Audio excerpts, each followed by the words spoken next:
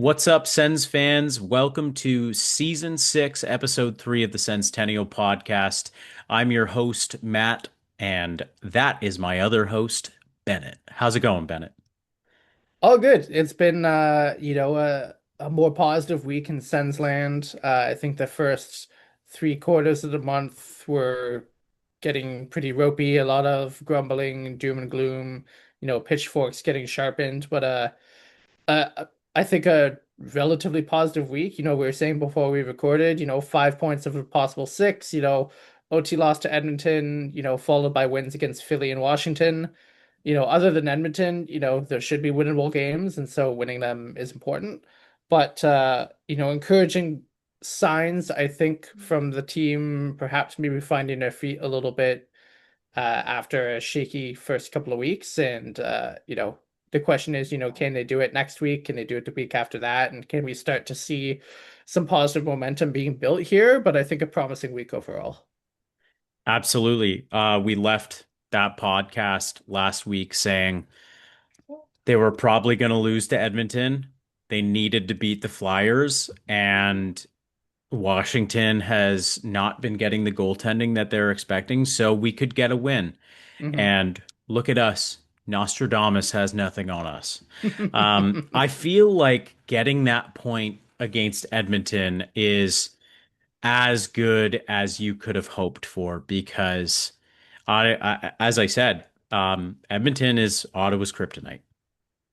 They have had our number for many years now at this point. And yeah, it's an important way. I mean, people don't like the point for an overtime loss. People call it the loser point. There's always, a few people online that are grumbling about it.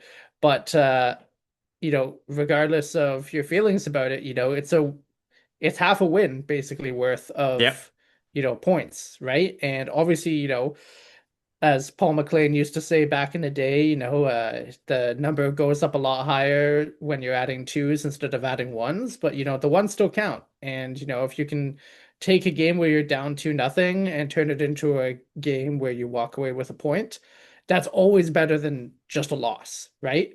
And so well, I'm not going to sit here and applaud the team for losing to Edmonton. They lost in the best way possible. Yeah. And, if you can do that, if you can, stay close in the games that you are losing and then win the rest, you're going to be in a really good position at the end of the year. Whereas if, you're throwing away points from winning positions, or if you're constantly getting blown out so that you're not sniffing like a point even for like an OT loss, then that's when the problems are going to start to pile up. Absolutely. And you know, getting half of the total win point with just one against a team that has McDavid and Draisaitl is not an easy task. And I feel like getting an Edmonton game out of the way early on in the season is also not a bad thing.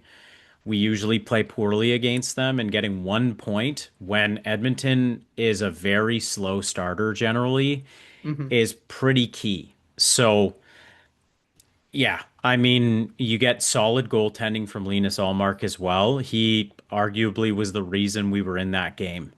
Hmm. And that's what you need to see from your starting goalie because as you know, well, Ottawa was giving up basically 5 goals a game for a bit Yeah. there. So it's really good to see the team save percentage going up and the goals against average going down.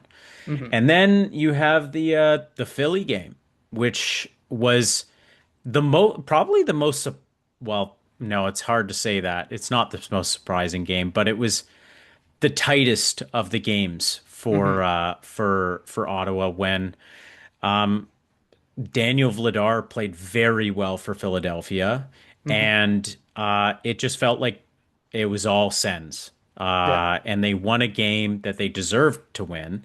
Hmm. Whereas they've been outplaying some of their opponents previously and just losing. But the Philly game was a different beast for them. So, what can you tell us about that one? Yeah, it was this is one where I mostly listened on the radio. And so it was I believe Lixell got his first goal as a Senator in that game. So it was a nice moment for him. Again, a game that the Senators mostly had the way of things. Olmark was locked in 957 save percentage that night. So that was a really good bounce back performance for him after a couple of rough outings prior to that. And yeah, I mean the Senators under Travis Green have gone from a team that used to get consistently shelled in the shot counts to a team that consistently outshoots their opponents. But the flip side of that is, how many of those shots are quality chances and how many of it is, just get the puck to the net. Which, to be fair, that's what all coaches everywhere, all levels tell Yeah. players is, get the puck to the net and good things will happen. It's just, those good things do have to happen, right? For for the Yeah. for the wins to count, big if true. But this Huge. this was a game where the bounces did go our way, and then a game against Washington where the bounces really went our way, and that's when Yeah. the Travis Green system works. Is when Yeah. the balance of probabilities. When you are putting up 30 shots a game. And you're limiting your opponent's shot chances, most often than not, things are going to go well. And you can run into a good goalie, your own goalie can have a bad night, and that's where kind of like the difference lies. But generally speaking, if you're consistently outshooting your opponents, you're going to have a reasonable shot of winning most games. And I think that's what one of the main differences was for the Senators last year, that and goaltending. So, goaltending, shoot like guys like fighting the back of the net, you can think of that as like the execution, like the tactics, maybe, and the overall strategy is, get shots on net, limit the other team's shots. And again, this all sounds very simple, very obvious, but it's not something the Senators were doing for a lot of years under DJ, under, previous coaches, right? I can't tell you how many times I used to watch Sens games when I was in university or in grad school or whatever, and it's like, oh, like we're getting outshot by 15 shots again, right? Like it happened all the time. And now seeing the Yeah. flip side of it's okay. Like, as long as you are generating some quality opportunities in there, good things are going to happen. Yeah, absolutely. And then, we see the fruits of the labor in the Washington game because not only did it looked like a romping on the score sheet, but Washington was held to, 12 shots on goal. Yeah. Linus Allmark giving up one goal, still having an above 900 save percentage. Yeah. And that was a game where the big guns really showed up. Hmm. You had Dylan Cozens with a 3-point night, Drake Batherson with a 3-point night, Tim Stützle with a 2-point night. The list Hmm. goes on. Um, Dylan Cozens has been a bit of a blessing for the Sens Hmm. here. I 6 goals on the season, 3 assists, and he looks like the play driver that we expected we were getting last season, Hmm. and he looked good when we Yeah. when we had him last season, but now he looks much better. Yeah. And you need a guy like that. And it's so funny. The other share of the team lead in points is Shane Pinto with 8 goals, 1 assist. And that's your first or your second and third line center. Hmm. And your first line center is trailing them with 7 points on the season. Hmm. It's a good problem to have. It is a good problem to have. And we've said this time and time and again, the current iteration of the Senators team is built on its center depth. Yeah. We are not that deep on the wings. We don't have, we have a couple of strong defenders, but we've had a bit of a hard time scraping together more than one and a half effective pairings. But it's our center depth that is sort of what carries us. Yeah. Whether or not they're necessarily getting on the score sheet or not, but it's that depth that kind of like makes the forward roster viable. Because otherwise, like we don't have a ton of like scorers on the wing. We don't have, you know, a bunch of superstars, but we have a lot of players that are very, very good down the middle. And so when they're flying and they're, generating chances, limiting opposition, and consistently finding the back of the net. That's his team's bread and butter, right? The way things are going. And I've been really impressed with Cousins. I think I've loved seeing him not being afraid to shoot the puck. Uh, we have not, surprisingly, not that many players on the team whose first instinct when the puck comes to them in the slot is to just take a rip, right? Like we Yeah. have a lot of past first guys, Claude Giroux, Tim Stützle, even Batherson at times. Like Batherson has a good shot, but like I think a few of the players on this team, his first instinct is to set up a teammate. And you need the guys like Cousins who have a good shot and aren't afraid to use it. And so seeing him finding the back of the net a couple of times against Washington, it's a great sign. I think, he's a point per game player right now. Same with Pinto. We love that. Yep. I don't think I expect either of them to, be point per game players at the end of the year, but you need guys to step up when you have absences due to injury or, other guys are still finding their feet.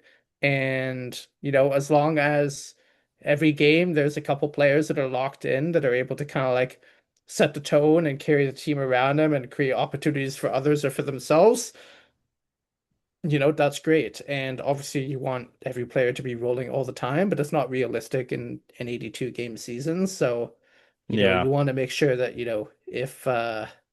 if with Chucko injured and with Stützle, I mean, like again, this is like the classic kind of like Senators thing where it's like we're saying, oh, what's wrong with Tim Stützle? He has like 7 points in 9 games. Like, this is a guy who will, once a week have like a 3 point night. And, people are like, oh, like, what's wrong? Like, why isn't he scoring that much? It's like, guys, like, come on. Like, Yeah.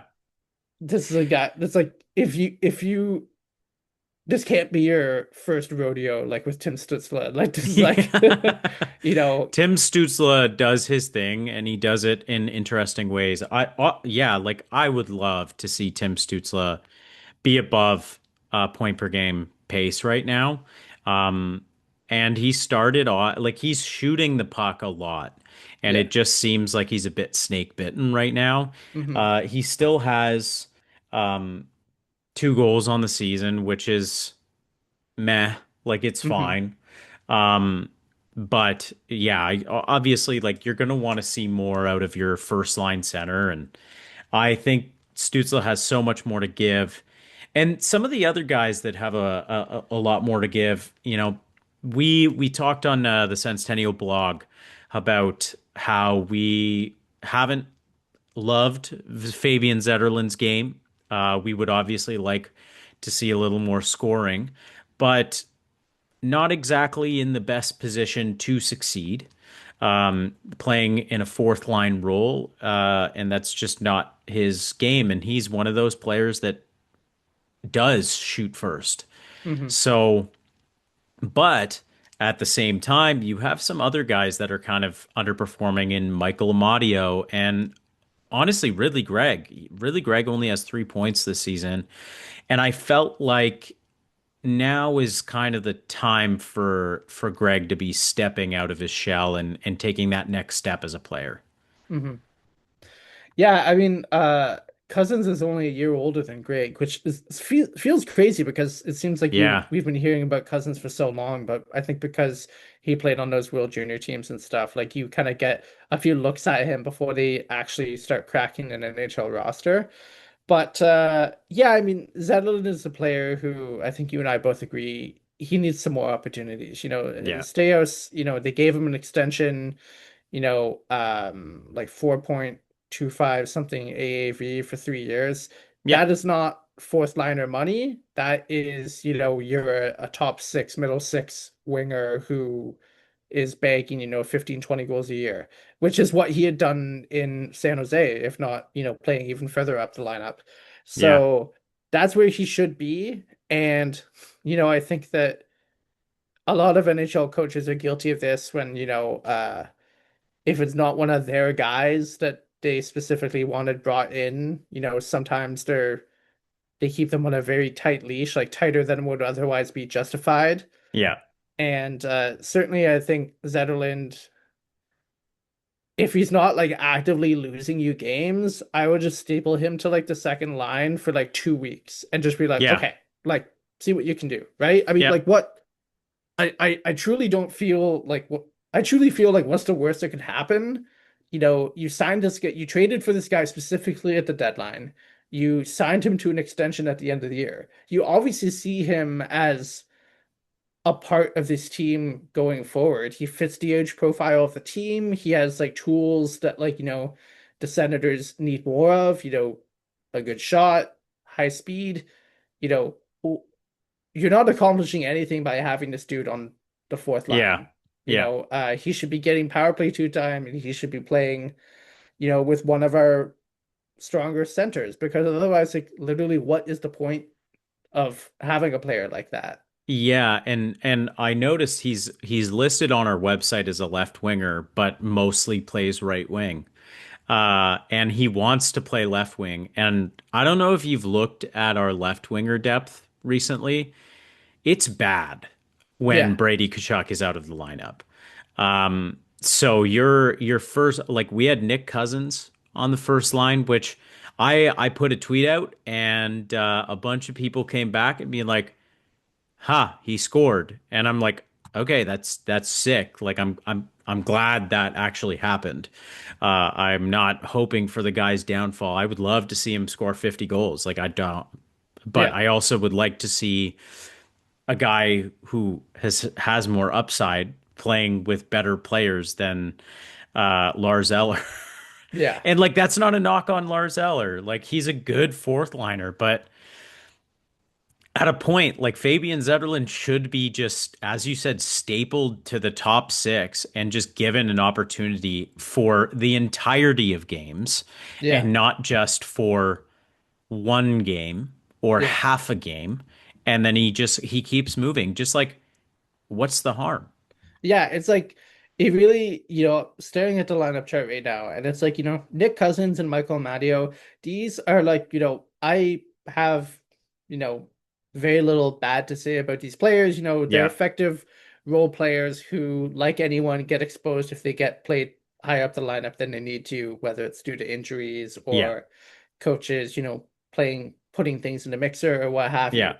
But Cousins and Amadio are like perfect like fourth line energy guys. They Like are the perfect bottom six, people like Amadio exactly. third, Nick Cousins fourth. That is Yes, a exactly. solid, Nick like disperse. Cousins, someone who, can throw his weight around and isn't afraid to, get in the mixer, in on the boards, kind of like tussling with guys, Yeah, Amadio, like good speed, like handy on like a breakaway, good penalty killer, like all of this, like, those kind of guys, they belong in your bottom six. And that's not like a knock. Like you need effective players in all parts of your lineup, but they don't have to be effective in the same way.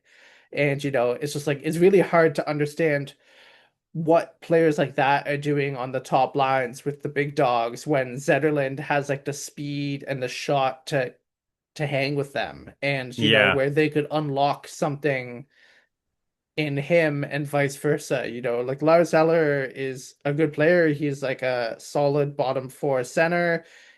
Sorry, he's a solid fourth line center. He's been in the league a long time, great veteran, kind of like whatever. Like I think he's looked good this season. yeah. He's I have, he's the perfect fourth line center I for this exactly. team. It's like I have no notes about Lars Eller's performance. Yeah, You don't expect a guy like that to be no, leading the league in goals, but he looks good and he helps anchor that fourth line. And they bring energy, they bring everything that you need a fourth line to do. yeah, But Zellerland just does not fit the profile there. We signed him to be better, and I think this is on Travis Green. It's like you have to give him like a fair shake, yeah, and you have to let him play with the big dogs for more than like a shift or two yeah, once a week. Like you need to like let them generate some chemistry, let them put it together. It's like it seems like Zetterlund and Stutzler were getting somewhere in the first couple of games, and yeah. then by week two Zetterlund's down at the bottom of the lineup. Uh, It's like I really have a hard time understanding that. yeah, Nick Cousins' like career high is 27 points, and Fabian Zetterlund's is obviously higher. Yeah, So you just need to give opportunity to those guys that have like a higher potential. Yeah. And this speaks to another situation on like our defense. I listen, and this goes back to I also mentioned this in the blog. I don't think this is a Jordan Spence versus Nicholas Matanpalo debate. I think this is a honestly, it's kind of becoming more of a Jordan Spence deserves to play. And not that Nick Jetson doesn't, but he is slowing down. He's not playing as well, and he's not propping Thomas Shabbat up nearly as much as he did last season. Hmm. Jordan Spence is a point per game player as a defenseman right now. In four Yeah. games, he has 4 assists. Yeah. You like that's not an offense that you just like want to take out of your team. Um, so I think there needs to be a conversation here with Travis Green to potentially say, hey, like I know Nick Jensen is the guy, and like he's a vet, he's won a cup, all this, that, and the other thing.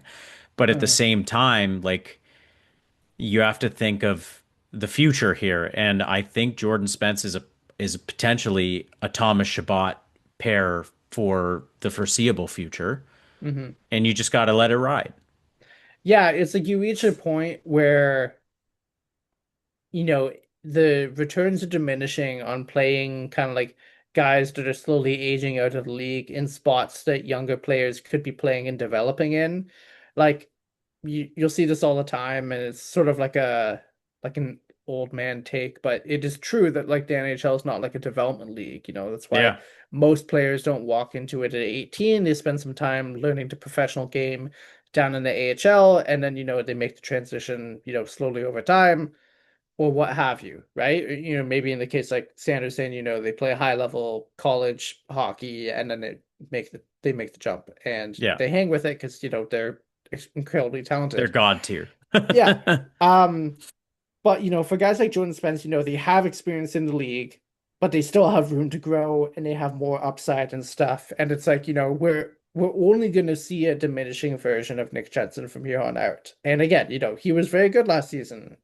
Like Sens fans all agree that, Jensen and Chabot was like the best pairing we've had on that second line, second defensive pairing for a long time. But Yeah. this is this is a league of what have you done for me lately? And if Jensen looks like he's slowing down this season, there's very limited utility in keeping him there, hoping he finds his game again when you have someone who could be playing there every night and not only playing better than Jensen, but potentially unlocking a gear that Jensen just doesn't have anymore, right? Yeah. And as we said, like Nicholas Matanpalo and Tyler Clevin have looked very good. They Yeah, have like been that very that's solid. that's been an effective pairing for a long time for this Yeah. team. And Yeah. So I don't see a need to mess with that. exactly. So I think Matanpalo's peak is where he's playing. Like I think he is a 5'6" defenseman. Yeah. I think there's more for Jordan Spence to give. Yeah. And if you have the opportunity to foster this like chemistry between Shabbat and Spence, I don't think it's the worst idea in the world to actually give it a shot. Yeah. So looking forward, the Sens went 2-0-1 last week. We've got 3 more games on the docket in Hmm. October and 4 games next week total. Right. We have the Bruins tomorrow on Monday, the Blackhawks on Tuesday, the Flames on Thursday, and the Habs on Saturday, November 1st. Yeah. So I don't know about you, but that week kind of like freaks me out a bit. Yeah. Uh, Games against division rivals are always, they're tough to call. They can really go either way, right? Yeah. And on top of that, the Hawks should be in the conversation for first overall, and the Flames are last in the league. Hmm. So, Yeah. so my heart says the Sens should go 3-1, potentially 4-0, Hmm. but my brain more says 2-2. Yeah. I think that's where I'm at as well. I think that, those Boston and Montreal games, it's like on paper, I think this Ottawa team is probably better than this Boston team Yeah. right Oh now. yeah, absolutely. Without And a doubt. I think we're pretty even with Montreal in terms of, we have them beat in some areas, they have us beat in other areas. I think they Yeah. have a lot of young talent on that team. Yeah. I think that will be a good game. Yeah. We've said this in other weeks this month. It's like you gotta be beating the likes of Chicago and Calgary if Yeah. the Senators are serious about their playoff hopes this year. Yeah. And so you really hope that they can at least put up a good performance in those games because, Yeah. as we've seen many times over the years, and this is probably true of a lot of teams, teams tend to raise their game against the best, and sometimes, they get kind of like lackadaisical when it comes to facing down the teams that they think they should be beating. But the really, truly good teams, it doesn't matter who we're playing, bring your A game every night. And obviously that's the kind of team that the Senators want to become. Yeah. But we'll see. I agree with you. I think the Sens probably end up going 2-2. Uh, However, I don't think it'll be the 2-2 that you expect. Yeah. Th Something's telling me, we win the games against Boston and Chicago, and we somehow fumble the one against Calgary, and then, lose an OT to Montreal or something. Yeah. That's my pick. Listen, I think if you finish October or go into that Habs game, um, either 7-4, well, if you beat Boston, Chicago, and Flames, you're laughing. You're Yeah, well above 500 at that yeah. point. We're sitting But exactly at 500 right now. yeah, if you can get two of those three games, you're leaving October above 500. Yeah, You don't want to lose two of those games. yeah. So my gut kind of tells me we beat the Bruins and we beat the Habs, but lose to the Hawks and the Flames. Which would be That's so annoying. But absolutely, it would be so Ottawa Senators hockey to do that. yeah, yeah. So listen, I would love to see this team, not do exactly what we just said. It's totally gonna Because happen. yeah, it scares me, but Yeah, like I think they showed out this week well. They did yeah, exactly what we kind of expected them to do. So it would be nice if they played up to our yeah, expectations. Because the first week they blew them out of the water in a very bad way. Uh, yeah. and then, here we are. So on that note, folks, let's just hope the Senators can go into November above 500 because that is a recipe for success for making the playoffs. Yeah, exactly. It's this was in many ways a month that was kind to the Senators schedule wise. It looked a little ropey there with, a few losses in a short span of time, but if Yeah, the team exits the month above 500, it's like disaster averted. Like I think yeah, we all would have hoped for the Senators to bag a couple more wins this month, but as long as we don't completely fall on our face this coming week, we're treading water. And yeah, treading water without our captain, without one of our better players, with Allmark, only seeming to find form the last like couple games. yeah, I think if we make it, out of October and, we're 500 or better, chalk it up to a win, run it back next month, see where we go. exactly. So thank you, Sens fans, for tuning in to this episode of the Senstennial. You can find us on X, on Reddit, on Facebook, on Instagram, on all of the podcasting platforms on YouTube at the Senstennial or Senstennial. Try one. If it's not that, it's definitely the other. So thank you again for listening, and we'll talk to you next week where we hope the Sens are above 500. Here's hoping. Go Sens, go, everybody. See ya.